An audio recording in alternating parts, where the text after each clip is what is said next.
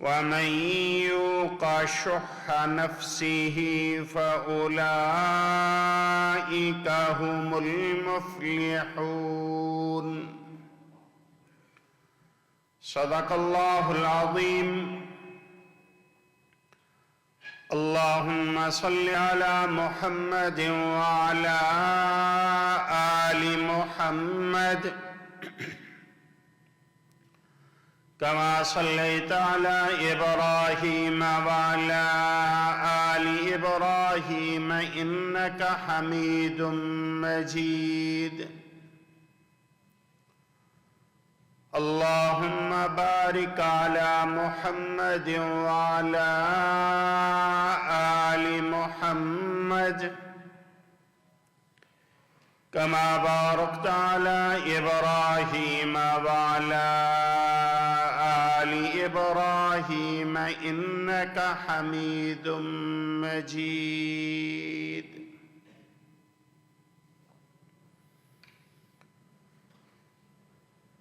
انتہائی واجب الاحترام بزرگوں، دوستوں، ساتھیوں، 1446 ہجری جمادی اولیٰ کی 26 تاریخ نماز جمعہ کی ادائیگی کے لیے ہم یہاں موجود ہیں۔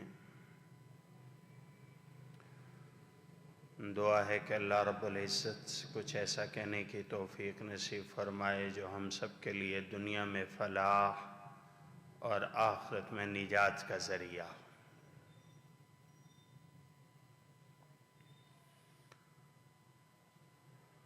گزشتہ جمعہ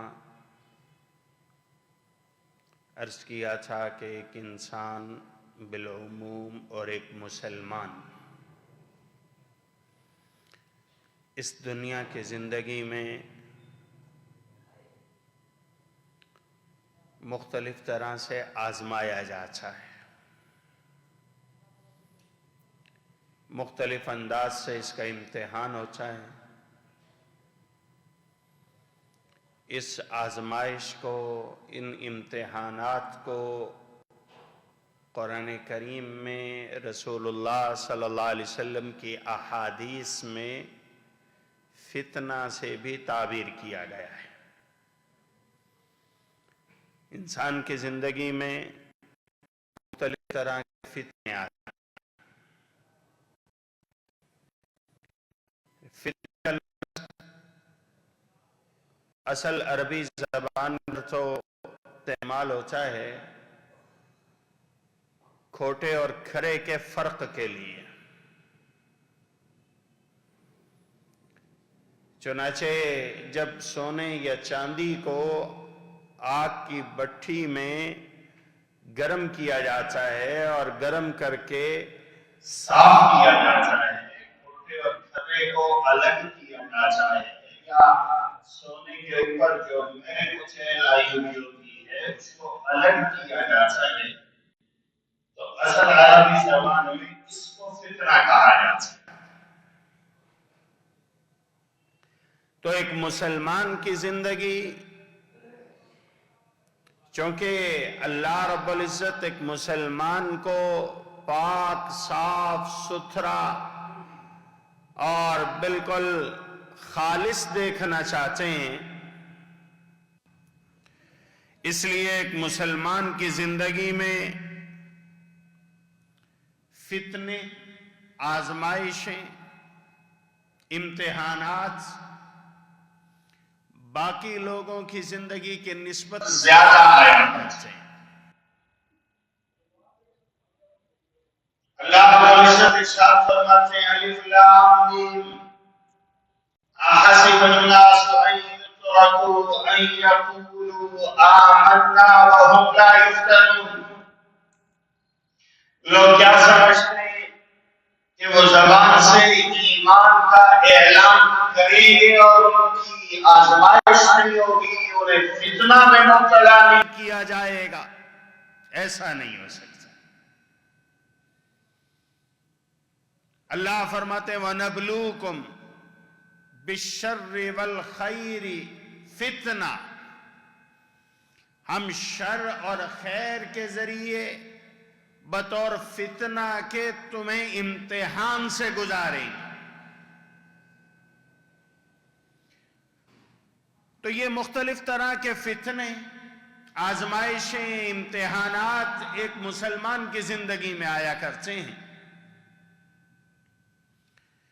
گزشتہ جمعہ ہم نے فتنۃ الحیات سے متعلق کچھ باتیں عرض کی تھیں کہ انسان کی زندگی خود ایک آزمائش ہے، زندگی خود ایک فتنہ ہے.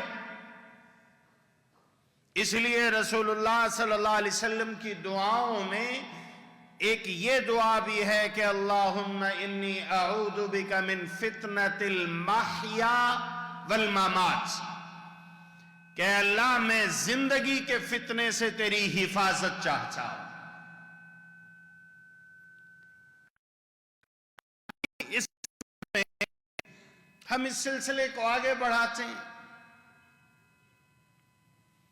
گزشتہ جمعے میں نے عرض کیا تھا کہ حضرت عمر فاروق رضی اللہ تعالیٰ عنہ نے رسول اللہ صلی اللہ علیہ وسلم کے صحابی حضرت حذیفہ سے پوچھا تھا فتنے سے متعلق کہ تم نے رسول اللہ صلی اللہ علیہ وسلم سے اس بارے میں کچھ سنا ہے؟ تو انہوں نے جواب ارشاد فرمایا فتنۃ الرجل فی اہلہ ومالہ، آدمی کا فتنہ اور اس کی آزمائش اس کے گھر، اس کی اولاد اور اس کے مال کے سلسلے میں بھی ہوتی ہے. قرآن اور مال کو ایک فتنہ قرار دیا. اسی حوالے سے آج ہم کچھ سمجھنے کی کوشش کریں گے. سورہ التغابن کی آیتیں میں نے تلاوت کی. اللہ رب العزت ارشاد فرماتے ہیں یا ایھا الذین آمنوا ان من ازواجکم و اولادکم عدوا لکم فاحذروہم، اے ایمان والو تمہاری بیویوں اور تمہاری اولادوں میں سے کچھ تمہارے دشمن ہیں، سو ان سے احتیاط میں رہو. وَإِن تَعْفُوا وَتَصْفَحُوا وَتَغْفِرُوا فَإِنَّ اللَّهَ غَفُورٌ رَحِيمٌ، اور اگر تم معاف کرو، درگزر کرو اور ان کو چھوڑ دو، معاف کر دو، تو یقیناً اللہ بھی خوب معاف کرنے والا، رحم کرنے والا ہے. انما اموالکم و اولادکم فتنہ، یقینی بات ہے کہ تمہارے مال اور تمہاری اولاد فتنہ ہے، آزمائش ہے.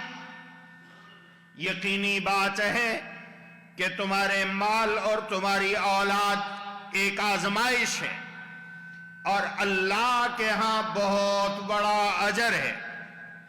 فاتقوا اللہ ما استطعتم، جتنی تمہارے اندر استطاعت ہے اللہ کا ڈر اختیار کرو، اللہ کی باتیں سنو، مانو اور خرچ کرتے رہو. یہ تمہارے لیے بہت بہتر ہے. جسے اپنی ذات اور اپنے نفس کی لالچ سے بچا لیا گیا تو یہی لوگ ہی کامیاب ہونے والے ہیں. سورہ التغابن کی یہ جو آیتیں ہیں، آیت نمبر 14 اور 15، ان میں مال، ان میں بیویوں اور اولاد کو دشمن بھی قرار دیا گیا کہ کچھ بیویاں اور کچھ تمہاری اولادیں تمہاری دشمن ہیں، اور اس میں مال اور اولاد کو فتنہ بھی قرار دیا گیا. میں نے جیسا کہ عرض کیا ہے کہ فتنہ کا لفظ عام طور پر امتحان کے لیے استعمال ہوتا ہے. اولاد کو فتنہ کہا گیا کہ یہ ایک شخص کے لیے اور خاص طور پر مسلمان کے لیے آزمائش ہے، امتحان ہے. ایک مرتبہ رسول اللہ صلی اللہ علیہ وسلم نے اپنے خاندان کے کسی بچے کو اپنی گود میں لیا اور ارشاد فرمایا کہ ان الولد مجبنۃ، یہ مجبنۃ مبخلۃ، کہ یہ اولاد ہی ہے جو انسان کو بزدل اور اپنی اولاد کو بھی جہنم کی آگ سے بچاؤ، یہ تمہاری ذمہ داری۔ انفسکم واہلیکم نارا۔ اب اولاد کی تربیت، اولاد کی تعلیم، اس کی بڑی فکر ہے۔ دیکھتے نہیں قرآن کریم کا مطالعہ کریں، اللہ کی جتنی برگزیدہ ہستیاں گزری، جب اولاد کا تذکرہ آتا ہے تو ان کی حال مختلف ہو جاتی۔ نوح علیہ السلام، ان کا بیٹا جوان ہے، ایمان نہیں لایا، ایمان نہیں لایا، اور نوح کی آنکھوں کے سامنے وہ اللہ کے عذاب میں غرق ہو رہا ہے، تو ایک دم ان کے دل سے آہ نکلی، ان ابنی من اہلی وان وعدک الحق۔ اے اللہ، تو نے وعدہ کیا تھا کہ تو نے میری اور میرے خاندان کی حفاظت کرنی ہے، میرا بیٹا میرے اہل میں سے، تیرا وعدہ سچا ہے تو اسے ایمان کی توفیق دے، بچا لے۔ ہاں، وہ قیامت کے دن جب انبیاء کے دربار میں، انبیاء کے پاس انسانیت حاضری دے گی کہ رب کے حضور سفارش کر دیجئے اور قیامت کے دن کی یہ جو مشکلات ہیں ان سے ہمیں نجات مل جائے، نوح علیہ السلام کے پاس جائیں گے تو وہ اپنی اسی دعا کو یاد کریں گے کہ ایک مرحلے پر آ کر میں نے اپنی اولاد کے لیے، اپنے بیٹے کی محبت میں اللہ سے ایسی دعا کر لی تھی کہ جو مجھے نہیں کرنی چاہیے تھی۔ اللہ نے اعلان کر دیا انہو لیس من اہلک ذو عمل غیر صالح۔ رب کے ہاں عزت اور عظمت کا معیار ظاہری نسب نہیں، ظاہری خاندان نہیں، کسی بھی شخص کو محض اس بنیاد پر عزت و عظمت نہیں مل سکتی کہ یہ فلاں کا پیدا ہو جائے، تو یقیناً خاندانی نجابت کا اثر ضرور ظاہر ہوتا ہے۔ فرشتے بھی دعا کرتے ہیں وَمَنْ صَلَحَ مِنْ آبَائِهِمْ وَأَبْنَائِهِمْ، کہ اللہ تو ان نیک لوگوں کو بھی جنت میں بھیج، ان کے آبا اور ان کی اولاد میں سے جو صلاحیت رکھتے ہیں انہیں بھی جنت میں بھیج۔ لیکن من بطأ به عمله لم يسرع نسبه، جس کے اپنے اعمال اسے قیامت کے دن سست رفتار کر دیں گے تو محض خاندان کی وجہ سے وہ تیز رفتاری حاصل نہیں کر سکتا۔ اس لیے تو رسول اللہ صلی اللہ علیہ وسلم نے جب دعوت کا سلسلہ شروع کیا تو جہاں ایک ایک کو بلایا، باقیوں کو خطاب کیا، وہیں پر اپنی پیاری بیٹی سیدہ فاطمہ سے بھی یہ خطاب کیا، صحیح بخاری کے اندر ہے، یا فاطمہ سلینی من مالی ما شئتی، مال چاہیے مجھ سے مانگ لو لیکن ایمان قبول کرنا پڑے گا۔ کل قیامت کے دن اگر رب کے دربار میں سوال ہو گیا فَلَنْ أُغْنِيَ عَنْكِ مِنَ اللَّهِ شَيْئًا، تو میں رب سے تمہیں چھڑوا نہیں سکوں گا۔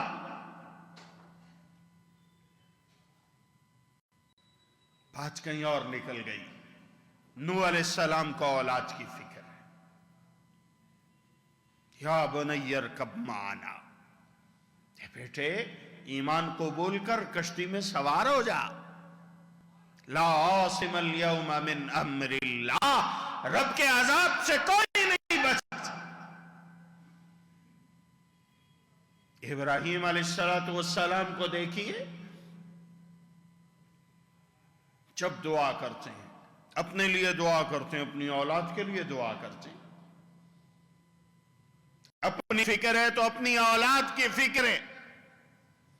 वइज़ इब्तला इब्राहीम रब्बुहु बिकलिमातिन फअतम्महुन, अल्लाह ने इब्राहीम को आजमाइश की भट्ठियों से गुजारा। हर इम्तिहान में इब्राहीम कामयाब हुए। अल्लाह की तरफ से इनाम का ऐलान हुआ, इन्नी जाइलुका लिन्नासी इमामा। इब्राहीम, मैं तुझे इंसानियत का इमाम बना रहा हूं, इंसानियत का इमाम बना रहा हूं। चूं ही ये सुना कि ये मनसब और ये इनाम मुझे मिल रहा है, तो फौरन कहने लगे वमिन ज़ुर्रियती, वमिन ज़ुर्रियती, ऐ अल्लाह जो इनाम तूने मुझे अता किया है, ये इनाम मुझ पर खत्म और मुकम्मल ना हो जाए, मेरी औलाद को भी ये इनाम अता फरमा। क़ाल ला यनालु अहदि ज़ालिमीन, अल्लाह ने फरमाया आपकी औलाद को इनाम देगा, उन्हें मेरा इनाम और मेरा वादा नहीं पहुंच पाएगा। हाँ, मैं कहा करता हूं ना, बहुत दफा मैंने अर्ज किया है, आज लोग धोखा देते हैं कि यहूद नसारा ये जुल्म की अलामत बन चुके हैं इस दुनिया में इस वक्त। और जाकर देखो गजा और फिलिस्तीन की बस्तियों को, और जब उनके बारे में कोई बात की जाती है तो कुछ लोग समझाना शुरू हो जाते हैं, हो उन्हें कुछ ना कहो, इसलिए कि वो तो आले इब्राहीम में से, कहते हैं आले इब्राहीम में से, और तुम दुरूद पढ़ते हो अल्लाहुम्मा सल्ली अला मुहम्मद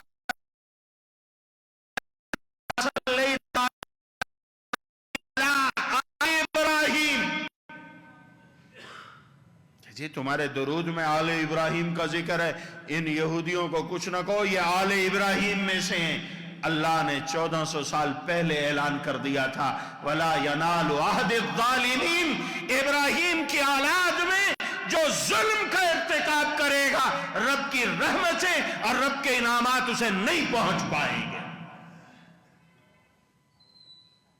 अल्लाह ने ऐलान कर दिया है।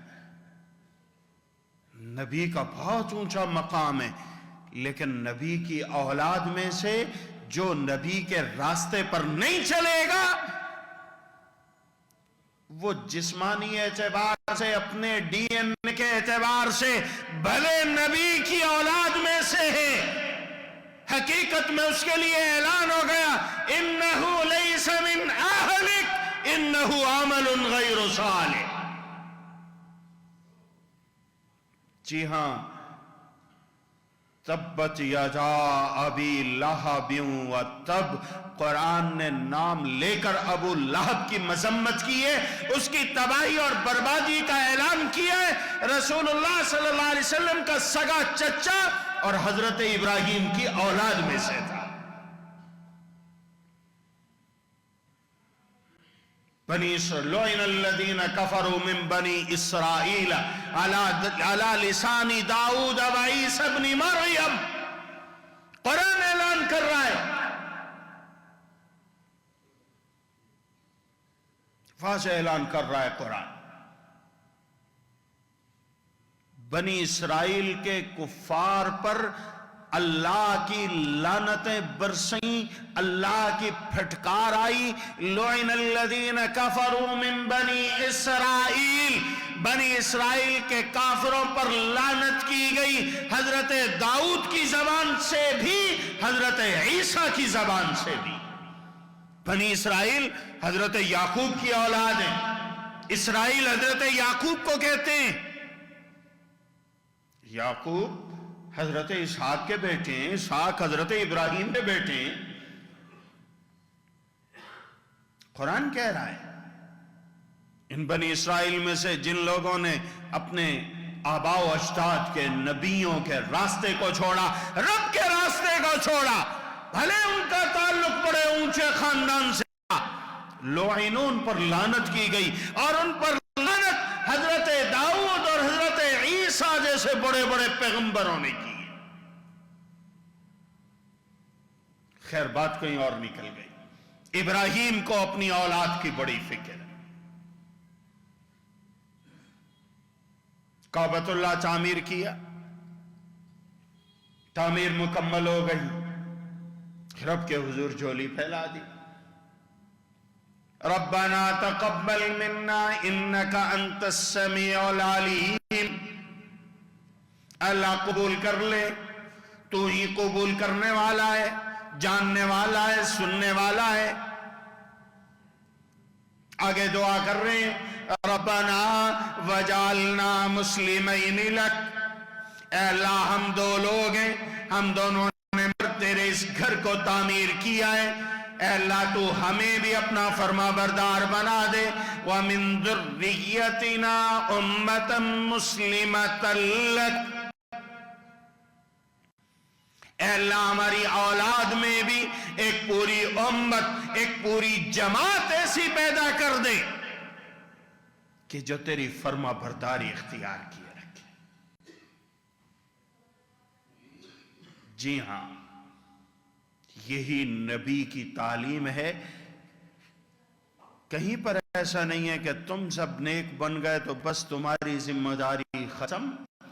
نہیں، جب اولاد ہے ویسے تو ہر مسلمان کی ذمہ داری ہے کہ جہاں وہ اپنی فکر کرے وہاں باقی انسان کی بھی فکر کرے. اس لیے تو امر بالمعروف اور نہی عن المنکر کا حکم، اس لیے دعوت الی الخیر کا حکم،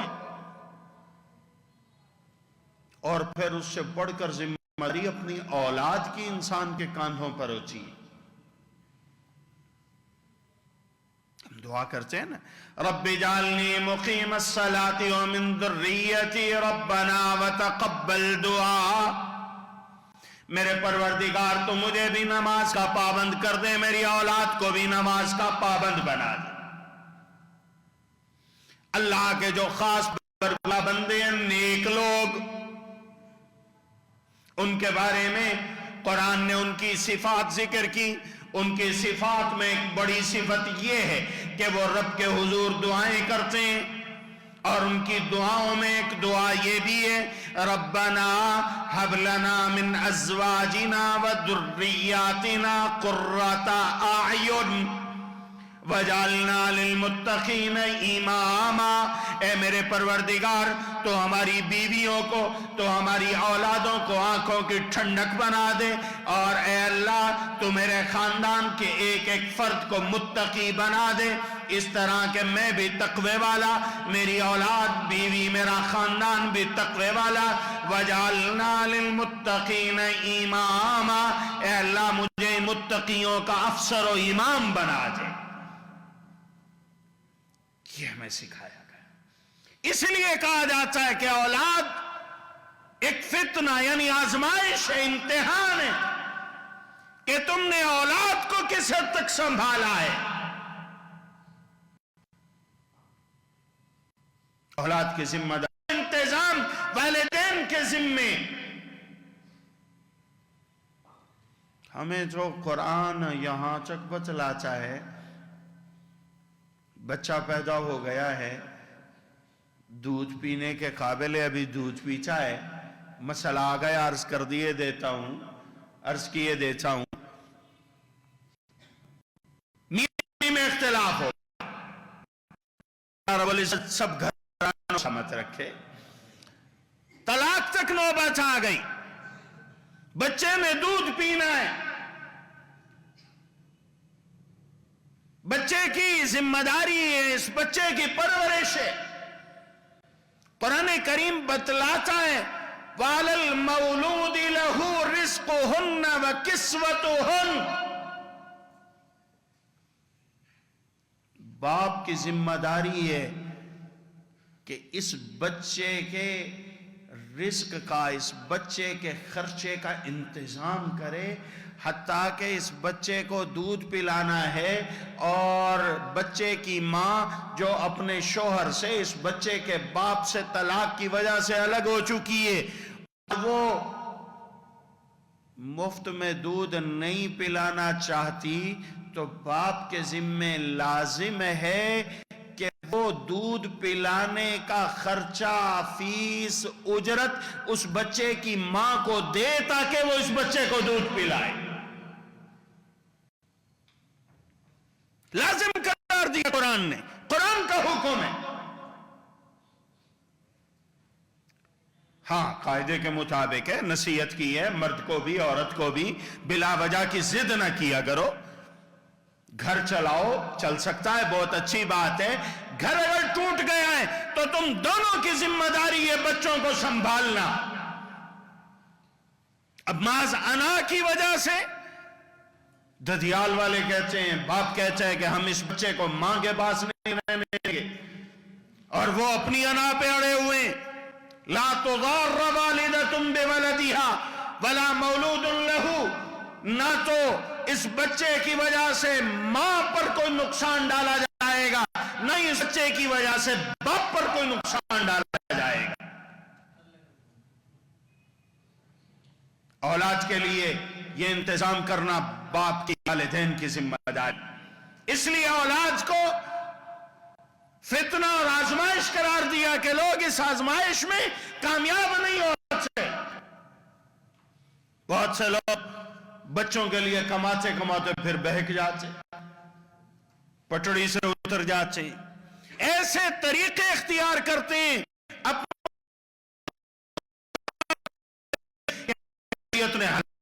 اللہ کو اپنے رب کو بھلا دیتا ہے،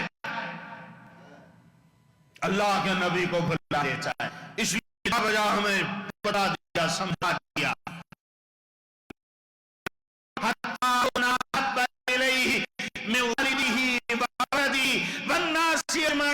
ایمان کامل نہیں ہو سکتا جب تک تمہاری محبت کا محور و مرکز اولاد سے زیادہ اللہ کے نبی کی ذات نہ ہو. واضح کر دیا گیا ہے. قل ان کان آباؤکم وابناؤکم وازواجکم، اچھی طرح سن لو، تمہارے والدین، تمہاری بیویاں، تمہاری اولاد، بیٹے، تمہارا خاندان، تمہارے بھائی، تمہارے رشتہ دار، تمہارا کاروبار، تمہارا گھر، تمہاری کمائی کا ذریعہ، احب الیکم من اللہ ورسولہ وجہاد فی سبیلی فتربصوا حتی یأتی اللہ بامر من عندی.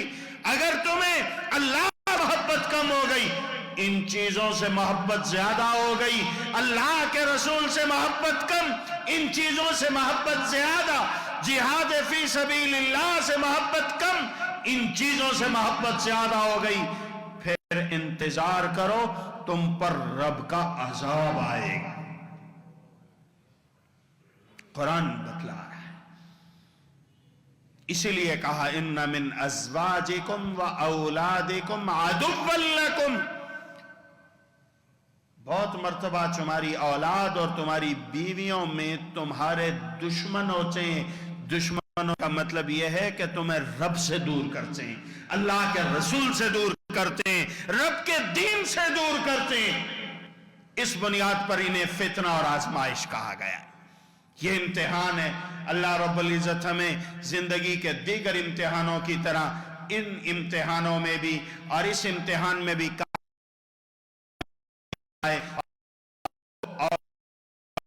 اور اولاد کی فکر اور اولاد کی ذمہ داری اس طریقے پر نبھانے کی توفیق نصیب فرمائے جس طریقے پر ہمیں اللہ کے نبی نے سکھلائی اور اللہ کے انبیاء نے یہ ذمہ داری نبھا کر دکھائی. وآخر دعوانا الحمدللہ رب العالمین. درس قرآن www.darsequran.com